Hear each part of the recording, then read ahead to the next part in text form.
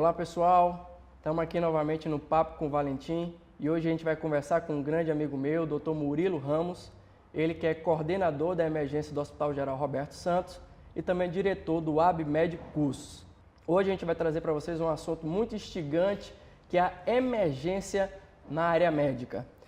Murilo, você que tem uma experiência muito grande nessa área de emergência, poderia contar aqui para o nosso público se existe uma diferença entre o médico intensivista e o médico emergencista?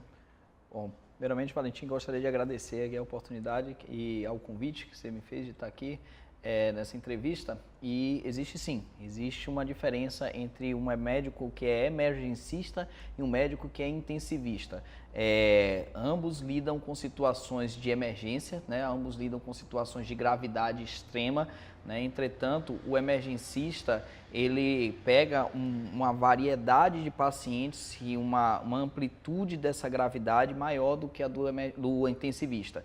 Então, o intensivista está mais focado num paciente que é um paciente muito mais grave, um paciente com perfil mais grave. O emergencista, ele pega desde esse perfil do intensivista mais grave até um perfil de uma simples faringite, até um perfil de uma otite, uma infecção de ouvido, uma infecção de garganta. Então, ele tem essa amplitude maior de atuação. Fora isso, obviamente, o emergencista ele atua em emergência, que é um ambiente que a gente diz que é um ambiente de chegada do paciente, é um ambiente onde o paciente chega, é acolhido, é estabilizado para depois ir para uma UTI, para depois ir para um ambiente de terapia intensiva, onde o intensivista vai receber esse paciente e a partir daí vai manejá-lo, vai continuar o tratamento que o emergencista fez no início. Então, são duas especialidades diferentes, apesar de muitas vezes elas confluírem muito, né, em especialidades, elas confluem, elas acabam tendo esse toque de bola aí, né, entre as duas, mas são diferentes, tem essas diferenças aí.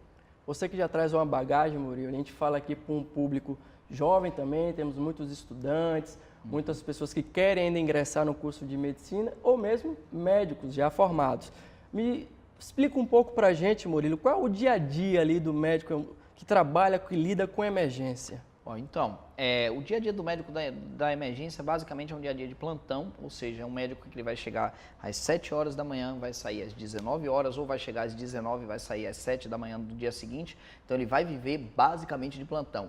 Hoje existe a especialidade médica emergência, né? Nós estamos inclusive vivenciando aqui, nós estamos falando em Salvador, Bahia, nós estamos vivenciando a primeira residência médica de emergência, né? Então no Hospital Municipal a gente está tendo a primeira residência realmente de emergência, urgência e emergência da Bahia, mas tem outros estados como São Paulo, Fortaleza é pioneira, né? O Ceará é pioneiro em residência em urgência e emergência, a USP tem essa residência e o dia a dia, o médico que vai fazer essa residência, ele já sabe ou que quer trabalhar com isso, né? Que não necessariamente para trabalhar em urgência e emergência você precisa ter a residência, ter o título de especialista, o médico ele já sabe que ele vai viver de plantão. A rotina é uma rotina puxada, principalmente nos grandes hospitais, nos hospitais estaduais, onde você tem um volume de atendimento maior, um porte de pacientes mais graves, então é uma rotina extremamente puxada, mas que é uma coisa que eu costumo brincar dizendo que é para quem gosta mesmo. Quem gosta entende aquilo ali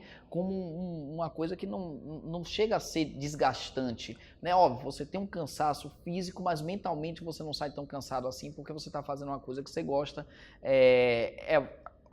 Tem vários perfis de emergencistas, tem um emergencista que gosta mais da porta, então ele vai atender mais aqui a ficha azul, a ficha verde, que são aqueles pacientes menos graves, digamos assim, ou que tem potenciais menores de se agravar. Tem um emergencista que gosta mais da sala vermelha, que é aquela sala onde o paciente chega mais grave, chega parada cardiorrespiratória, convulsão, a hemorragia digestiva. Então existe esse perfil de emergencista, não existe só um perfil de emergencista. Tem um emergencista que realmente é mais da linha de frente da porta para atender mais na porta, tem outros que ficam mais recuados ali na sala vermelha, sala amarela, percorrendo ali os corredores do hospital, reavaliando os pacientes. Então a rotina é puxada, o plantão é um plantão 12 horas de plantão, né? Poucas são as especialidades, poucas são as profissões, na verdade, que você entra às 7 da manhã e sai 19, ou entra 19 e sai 7. A maioria entra 8, sai 17, tem um delay menor.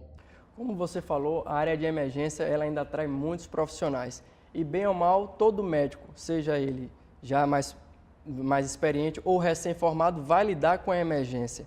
Mas na sua avaliação, você que hoje coordena um setor de emergência, quais seriam as qualidades pessoais e profissionais para esse médico que quer lidar com a emergência durante a sua atuação médica?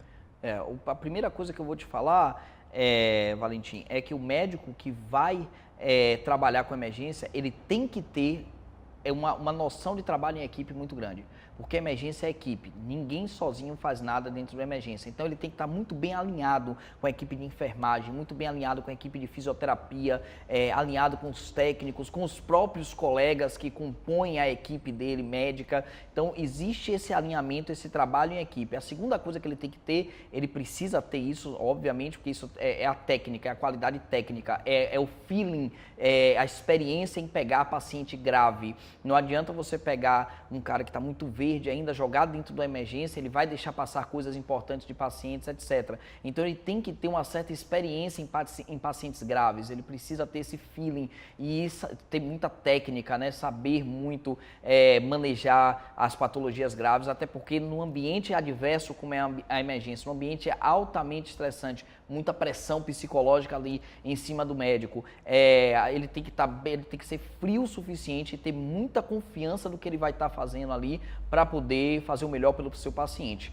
Mas, basicamente, hoje, quando a gente vai selecionar até os médicos para trabalhar lá, atualmente a gente coordena a maior emergência do Norte-Nordeste, né? A emergência do Hospital Geral Roberto Santos. Hoje é a maior do Norte-Nordeste. Então, a gente tem que selecionar muito bem os profissionais que atuam nessa área lá, na nossa emergência, e basicamente hoje a gente procura muito a relação interpessoal e obviamente a parte da experiência, do trato com o paciente, de lidar, de se sensibilizar com o sofrimento de um paciente, né? Isso aí é muito importante também. Então a técnica do profissional, a teoria dele do profissional, o alinhamento com a equipe, saber o engajamento com a equipe, saber trabalhar em equipe e o senso, a sensibilidade com a dor, a sensibilidade com o sofrimento do paciente, do familiar do paciente que também sofre com o paciente. Isso aí eu acho que são qualidades inerentes para aqueles que querem trabalhar em emergência. Murilo, você nos falou aqui de ambiente extenuante, de uma rotina estressante, com uma carga horária muito pesada que o médico emergencista enfrenta. Imagino eu que seja um ambiente também muito suscetível a erros. Na sua rotina, pelos profissionais que a gente tem hoje no mercado, como você avalia esse equilíbrio entre a rotina extenuante e a suscetibilidade de erros médicos? Sem sombra de dúvidas, a gente tá muito suscetível a erros. Realmente existe, a gente sempre reforça que precisamos ter muita atenção a cada conduta adotada, etc.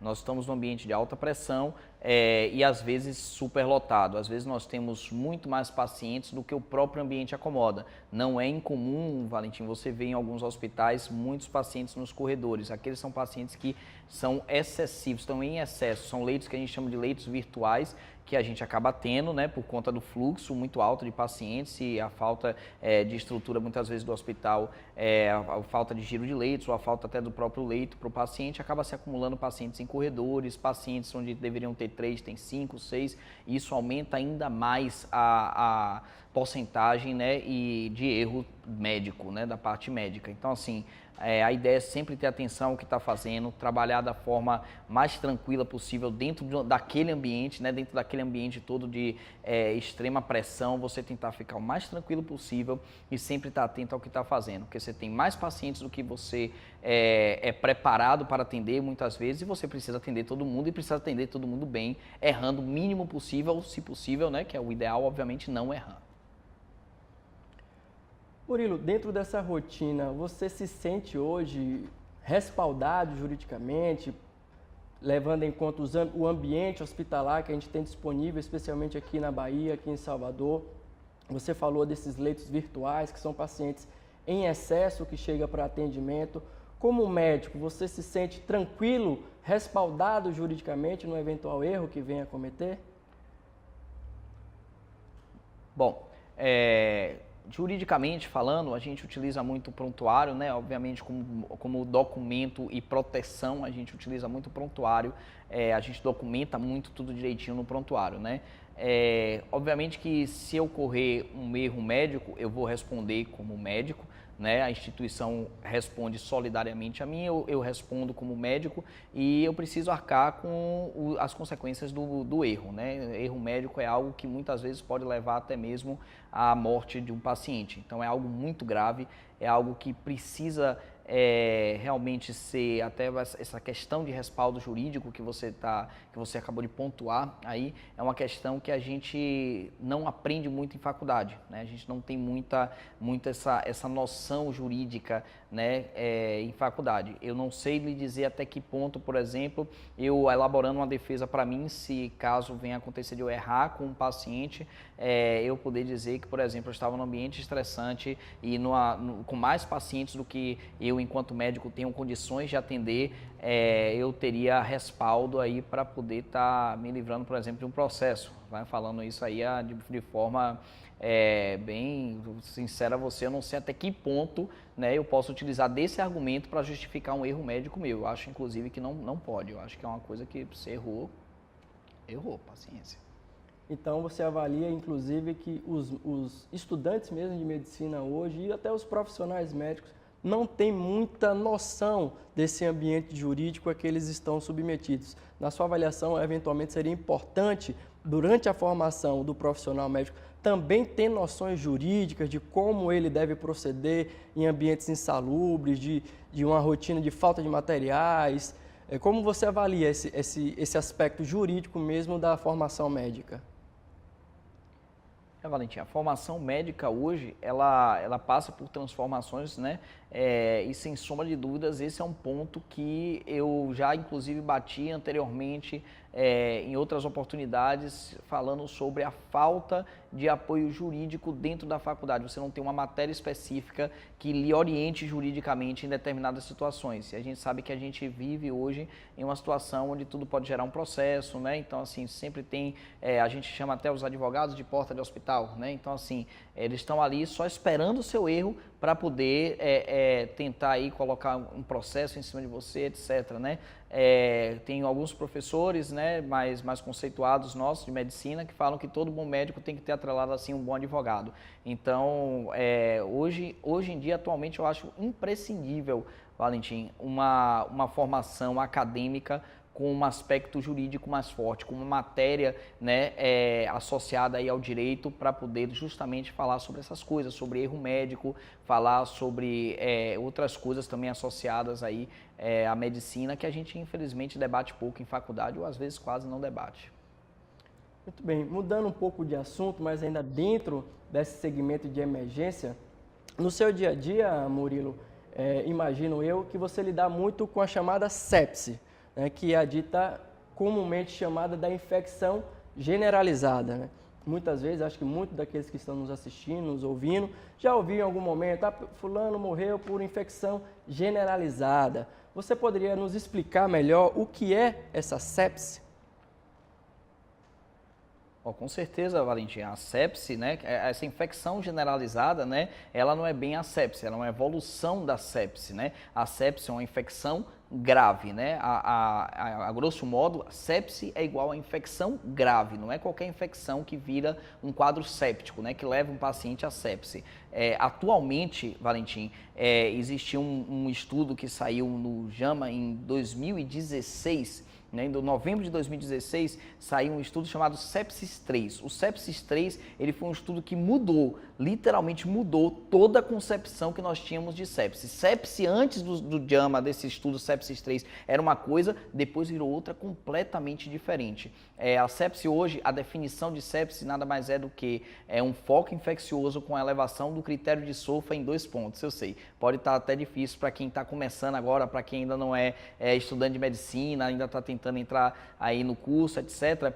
Mas o SOFA é um critério, só para vocês terem uma noção mesmo, o SOFA é um critério onde tem vários pontos. Esse critério ele pontua o sistema neurológico, o sistema cardiovascular, o sistema respiratório, o sistema renal e por aí vai. Quanto mais pontos eles têm nesse sistema, significa que mais lesionados esses sistemas estão. Então, se você pontuar mais de 2 pontos nesses critérios, associado a uma infecção, você tem um quadro de sepse. Daí, se ou seja, uma infecção grave. Pode ser só no pulmão, não precisa estar generalizada. O que a gente fala nesse termo de generalizar é porque a infecção é tão grave em um local que acaba atingindo também outros locais. Então você acaba tendo consequências pulmonares, consequências neurológicas, né, por conta das cascatas inflamatórias que aquilo desencadeia, etc. Mas sepse, por definição, se você for lá na definição de sepse, é uma infecção com elevação de critério de Solfa em 2 pontos. Ou uma infecção grave aí para o leigo, né? Uma infecção grave.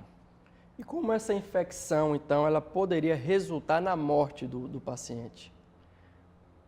Então, toda sepse, Valentim, ela leva o paciente a um estado que, se não tratada, toda sepse, se não tratada, ela vai levar um paciente a um estado chamado choque séptico.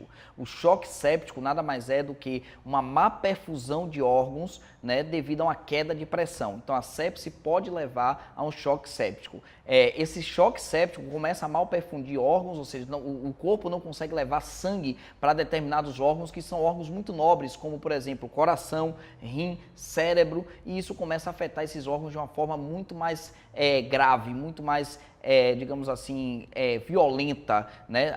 Então, assim, a sepse, se ela não for tratada, se você não iniciar antibiótico terapia, se você não iniciar hidratação para ela, você perder esse time de tratamento da sepse, ela evolui para o choque séptico. O choque séptico vai determinar mal perfusão do coração, do rim, do cérebro. O paciente começa a literalmente ir perdendo órgãos, perde órgãos, literalmente. Então, o cérebro não ganha oxigênio, acaba morrendo, acaba fazendo isquemia cerebral, o coração acaba fazendo infarto, o rim acaba evoluindo o paciente para uma diálise. Então, assim, a sepse, quando não tratada, evolui para o choque séptico, e o choque séptico, sim, evolui para um desfecho final, óbito, né? Um desfecho final, morte para o paciente.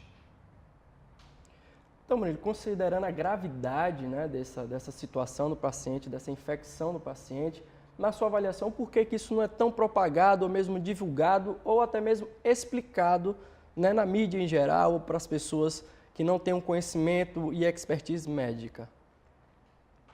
Sepse é uma das principais causas de óbito no mundo, isso é fato, ponto final. Sepse é uma das principais causas de óbito mundiais. Eu acho que deveria sim haver maior interesse da mídia em explicar para o cidadão o que é sepse, explicar inclusive quais são os sinais que ele pode ligar o alerta para poder levar o paciente logo na urgência e emergência, para poder aí não perder esse time que eu lhe falei, que é tão importante, de antibiótico terapia, de hidratar esse paciente, para ele não evoluir para o choque séptico e posteriormente evoluir para o óbito, né, para a morte. Então, assim, a sepse, ela realmente, eu acho que a mídia às vezes foca em várias doenças, né, e esquece de algumas. A sepse é uma doença, na minha opinião, esquecida pela mídia.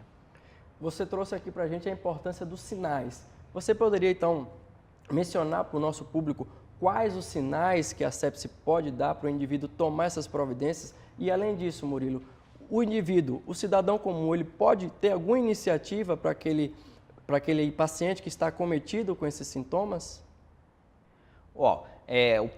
Os principais sinais, né, de sepse são febre, então o paciente que tem febre, a frequência cardíaca aumenta, existe uma falta de ar, ele começa a ficar mais ofegante, a respiração começa a ficar difícil. Esses são sinais clássicos aí de sepse na sua fase inicial, digamos assim, né? Que são sinais que a gente chama de síndrome da resposta inflamatória sistêmica, né? Esses sinais de síndrome da resposta inflamatória sistêmica aqui, eles sozinhos eram utilizados anteriormente para dar diagnóstico de sepse. Mas se você está em casa com um paciente que está tendo febre e começou a ter alterações neurológicas, começou a ficar desorientado ou rebaixado, começou a ficar sonolento demais, prostrado, hipoativo. Se você está em casa, o paciente está com febre e a frequência cardíaca aumentando, palpitações, falta de ar, esses são sinais claros de que esse paciente é um potencial paciente a ter sepse. A conduta que você deve fazer em casa não tem como fazer nada para sepse, Valentim. O familiar, o parente, o cuidador tem que identificar que ele está com sinais que podem levar um paciente a sepse, ou que se é que já não estão levando o paciente a sepse, e removê-lo imediatamente para um serviço de urgência e emergência. Muito bem, Murilo. Então, qualquer indivíduo que está acometido com alguma patologia tem o risco de evoluir para uma sepse. Qualquer indivíduo com uma patologia infecciosa tem o risco de evoluir para uma sepse se não tratado em tempo hábil. Então, às vezes, até uma faringite comum, aquela dor de garganta que você pega, que você está ali deixando passar, sem tratar, sem procurar um médico para tratar, ela pode evoluir para uma sepse e isso pode evoluir aí para uma cascata, aquela cascata que a gente já comentou aqui do choque, podendo até levar mesmo ao óbito. Que tipos de médicos, então, Murilo, podem tratar da sepse? É uma condição que qualquer médico, qualquer profissional de saúde vai poder fazer esse primeiro atendimento? Com toda certeza, né? Hoje em dia existe um conceito já que você ampliou aí, né, de médico para profissionais de saúde, hoje em dia existe um conceito de triagem, né, que é feita e a própria enfermeira da triagem, ela é extremamente capacitada para identificar já os sinais de sepse. Na própria triagem, ela já vê se o paciente está com pressão baixa, ela já vê se o paciente tem febre, tem taquicardia, tem insuficiência respiratória. Então, na própria triagem, a própria enfermagem já consegue identificar rápido o quadro de sepse e alguns hospitais já têm uma coisa chamada rota sepse, né? O protocolo sepse. Identificado o paciente que tem potencial sepse, ele já vai ganhar um outro perfil de atendimento. Ele já vai para uma sala vermelha, o laboratório já é acionado mais rápido para colher os exames do paciente, o antibiótico chega mais rápido para esse paciente, a hidratação chega mais rápida para esse paciente, porque, como eu falei anteriormente, é uma patologia de alto índice de mortalidade. Ainda é uma patologia de alto índice de mortalidade, independente de tudo que a gente faça, com todos os avanços da antibiótico-terapia, com todos os avanços no estudo da sepse, ainda é uma doença que mata muito. Então, assim, qualquer médico pode diagnosticar sepse, não é difícil, é fácil diagnosticar uma sepse, né? Basta você ter uma tabelinha lá do critério de SOFA e ficar um pouco atento aos sintomas do paciente, mas não é algo difícil, é algo tranquilo de ser diagnosticado, qualquer um pode diagnosticar, mas quem diagnostica mesmo é um emergencista ou intensivista, quando o paciente já está na UTI, que vai fazer esse tipo de diagnóstico. Murilo, você que é um estudioso, né, desse assunto, está desenvolvendo inclusive uma pesquisa que trata ali da vitamina C versus o placebo, né, em pacientes com sepse, onde você demonstra, né, que alguns estudos eles já desenvolvem a associação entre a administração da vitamina C e a melhora, né, dessa disfunção orgânica em pacientes sépticos, né? Você poderia detalhar um pouco melhor para a gente aqui qual a sua visão sobre esse tema? Bacana essa pergunta, né, que mexe com o meu trabalho, né, mexe com o trabalho que a gente tem desenvolvido aí, um trabalho que eu pretendo submeter posteriormente ao mestrado, mas a gente está fazendo basicamente, só para explicar para vocês, a gente está pegando dois grupos de pacientes, em um deles a gente coloca a vitamina C, dois grupos de pacientes sépticos, né, ou seja, os dois grupos têm sepse, em um deles a gente coloca a vitamina C, no outro a gente coloca nada, né, não coloca um placebo, né. E aí o que é que acontece? Existem alguns estudos, nenhum ensaio clínico foi feito ainda sobre isso, esse é um dos primeiros ensaios clínicos que estão caminhando ainda para ser feito, mas ainda não temos ensaio clínico sobre isso. Esse estudo, basicamente, ele visa, Valentim, testar uma droga que por plausibilidade biológica funcionaria na sepse. Porque se você me perguntar assim, Murilo, qual que é o estudo que prova um ensaio clínico randomizado que prova que o antibiótico é efetivo na sepse? Eu vou lhe dizer, olha, não desconheço um estudo que pegou dois grupos com sepse, infecção grave, separou esses dois grupos e disse assim, nesse aqui eu vou botar água com açúcar, nesse aqui eu vou botar antibiótico. Não existe isso. É como se você pegasse um paciente que tem 20 pacientes no avião, desse paraquedas 10, mandasse os 10 pular e os outros 10 pular na sequência e via quem ia chegar vivo lá embaixo. Só os 10 do paraquedas ia chegar vivo lá embaixo. Então, assim, não tem como eu pegar dois perfis de paciente grave e dar um antibiótico a um que está infectado e a outro não dá que está infectado também. Então, por plausibilidade biológica, se utiliza antibiótico na sepse. A mesma coisa a hidratação.